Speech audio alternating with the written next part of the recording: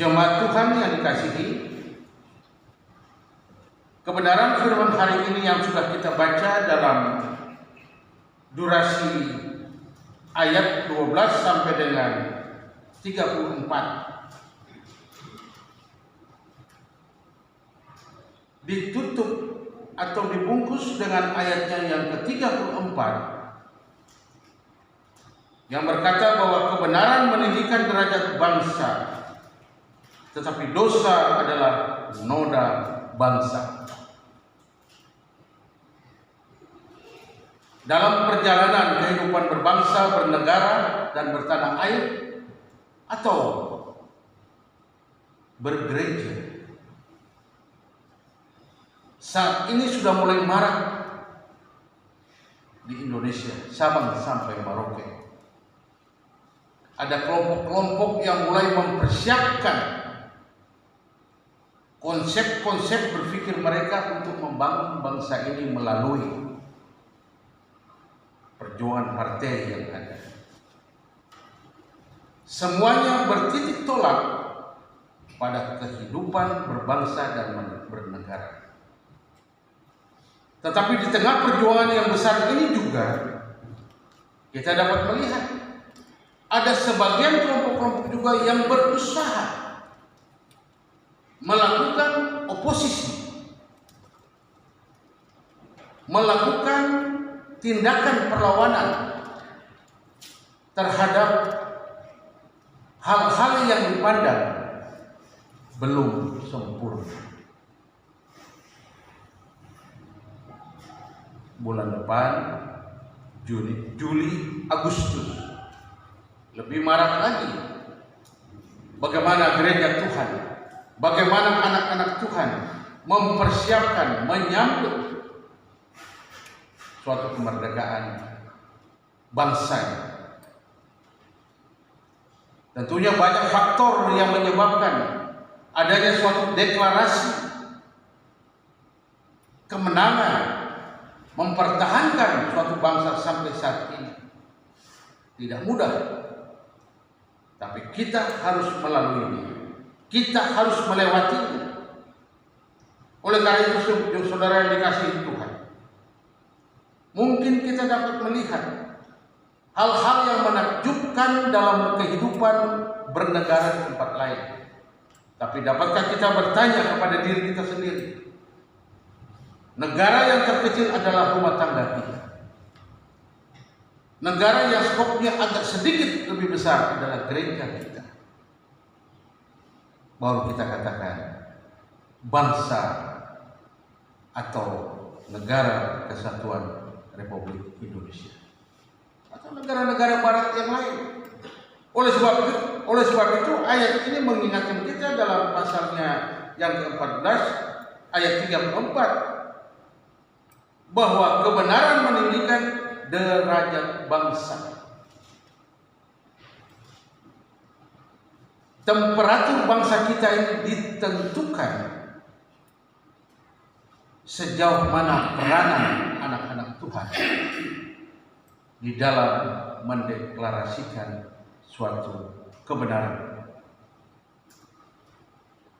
Dari ayat yang kita baca tadi 12 sampai dengan ayatnya yang ke-33, ayat yang ke-33 berkata, hikmat tinggal di dalam hati orang yang berpengertian, tetapi tidak dikenal di dalam hati orang bebal.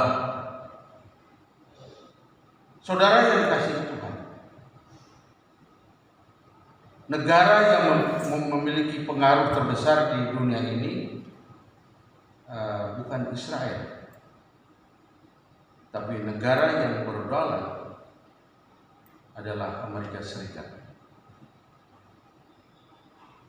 Negara Amerika Serikat mendeklarasikan suatu keputusan yang akhirnya menjadi landasan di dalam negara itu adalah Yesus Kristus sebagai landasannya. ada 46 orang-orang yang penting di dalam memutuskan landasan konstitusi Amerika Serikat, dan hampir 40 orang di antaranya adalah sarjana Kristiani. Dan mereka sangat mempengaruhi lahirnya suatu bangsa yang takut akan Tuhan. Lahirnya gereja-gereja yang bertumbuh dengan cepat, termasuk gereja Presbyterian Indonesia. Luar biasa.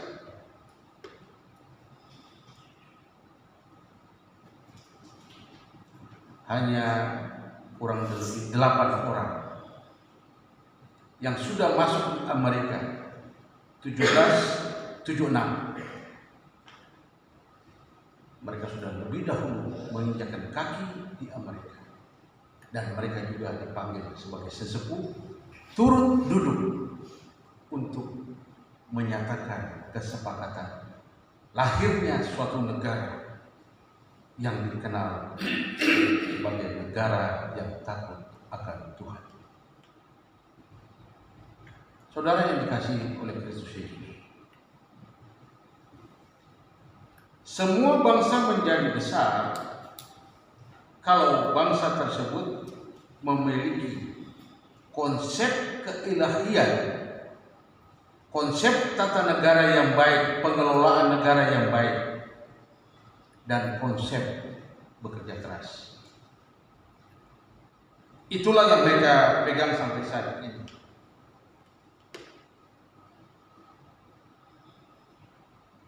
Warga Amerika Serikat terkenal sebagai negara yang luar biasa bekerja keras, tapi terakhir juga mereka sempat dijuluki sebagai kelompok negara yang sombong, angkuh, karena mereka menguasai teknologi, mereka menguasai dunia, tapi sesungguhnya mereka diberikan hikmat murifat dari Allah untuk dapat berkeputusan melaksanakan segala sesuatu di dalam takut akan Tuhan. Tapi fakta-fakta terakhir ini memang banyak gereja yang terjual, banyak kelompok-kelompok ateis, banyak kelompok narkoba, banyak terorisme, banyak perpecahan keluarga, perceraian. Dengan kata lain, mereka katakan daripada kita susah-susah ke City Hall, lebih baik kita hidup bersama saja. Tidak perlu pemberkatan di gereja, tidak perlu melibatkan catatan sipil. Ali rasa baik, beta rasa baik, mari kita tinggal bersama dan hidup bersama, alias 7-Eleven di mana-mana. Dan hukumnya pemerintah tidak berani mengambil keputusan, oh kamu salah, tidak. Masing-masing mempunyai hak hidup. Jadi tidak ada diskriminasi. Perlakuan hukum inilah yang menyebabkan derajat bangsa mulai mengalami pengikisan sedikit demi sedikit. Saat ini saudara kalau mau tahu, di negara bagian Eropa dan Amerika Serikat, bahwa para penginjil itu di-drop dari Asia, belahan Asia sekarang yang kembali menginjili mereka. Di sekolah-sekolah mulai redup, tidak ada lagi doa di sekolah-sekolah. Yang tadinya tidak banyak masjid, sekarang masjid di mana-mana. Alasannya no discrimination.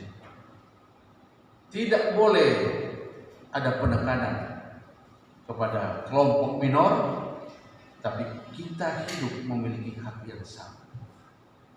Nah, ini muncul dari tindakan-tindakan proaktif yang dilakukan oleh negara yang menyebabkan ada jendela di mana gereja Tuhan disusupi oleh pendatang-pendatang yang dapat melukai dan mencemari kehidupan berjemaat.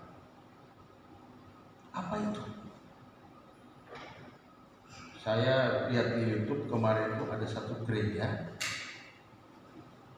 dan gereja itu merupakan tempat di mana LGBT, lesbi bisa dinikahkan dengan lesbi, homo bisa dinikahkan sesama homo, hukumnya sah. Dan orang-orang yang masuk ke situ silih berganti, tidak ada keputusan apapun dari negara. Karena apa? Tidak boleh diskriminasi, tadi yang saya sebut. Dalam seketika petir menyambar, penangkal petir tidak mampu menahan, jadi menara gereja yang tinggi itu tambah, flash, terbakar, dan menaranya akhirnya roboh, drop, tidak tertolong. Mengapa tidak tertolong? Pemadam kebakaran ada, alat-alat canggih sudah siap mengelilingi gereja, tapi dalam hitungan detik dan jam akhirnya gereja tersebut rata. Apa yang mau saya ambil di sini sebagai salah satu wujud adanya perubahan di dalam gereja Tuhan? Bangsa tidak lagi melihat kebenaran yang sesungguhnya. Kembali lagi ayat 34 mengingatkan kita bahwa kebenaran meninggikan derajat bangsa. Tapi apa yang terjadi? Dosa adalah noda bangsa. Itu terjadi. Sekolah-sekolah yang tadinya ada foto-foto Yesus Kristus, ada salib, harus diperintahkan zaman Obama diturunkan. Memang ada sedikit perubahan di zamannya Donald Trump, kembali kepada kasih yang mula-mula. Negara-negara superpower yang maju sekarang mendambakan kasih Kristus, dan tidak sedikit hamba-hamba Tuhan di-drop dari Asia masuk ke Amerika, masuk ke Kanada, masuk ke Belanda, masuk ke Jerman, masuk ke Italia untuk memberitakan deklarasi abadi adalah believe Jesus Christ. Hanya percaya kepada Yesus. Itulah rumah tangga kita akan ditinggikan. Tapi fakta yang terjadi luar biasa. Banyak gereja juga dijual. Gereja yang dijual itu siapa yang beli? Orang-orang Hindu. Dijadikan tempel Hindu. Tetap menaranya gereja, tapi di dalamnya sudah berubah. Objek yang tadinya adalah firman dan Yesus Kristus tidak lagi diperdengarkan di dalam ruangan itu. Kursinya masih tetap sama, mimbarnya masih tetap sama, tetapi isi pemberitaannya sudah berbeda. Jadi negara-negara besar pun saat ini tidak terjamin kalau mereka tidak kembali mengutamakan Yesus sebagai raja di atas segala raja yang memerintah di dalam kehidupan mereka. Bagaimana dengan kita di jemaat yang kecil ini? Jemaat Maranatha. Pertama, perubahan harus terjadi di dalam rumah tangga kita. Perubahan harus terjadi di kalangan anak-anak muda, tentunya anak-anak remaja yang masih di dalam supervisi dari orang tua. Itu terus dibantu. Apakah di tengah-tengah keluarga kita ini masih diberlakukan doa pagi dan Bible study atau renungan? Papa mama duduk dan tolong baca, ayo berdoa, berangkat ke sekolah. Masihkah cara gereja Tuhan? Bagaimana dengan rumah tangga kita? Masihkah suami istri duduk bersama? Toke-toke meja sedikit nggak apa-apa. Begini, begitu. Sepertinya ada gesekan. Mari. Siapa yang masih jomblo, lihat dengan mata terbuka. Ini dia, Tuhan izinkan saya mendapatkan seorang yang pas. Bagaimana kita menempatkan orang-orang yang sejalan bersama-sama di dalam rumah tangga kita? Dengan kata lain, setia sampai akhir. Love forever and ever. Awal memulai bagaikan musim semi. Engkaulah segala-galanya. Namun di tengah persimpangan, aduh, celaka 12.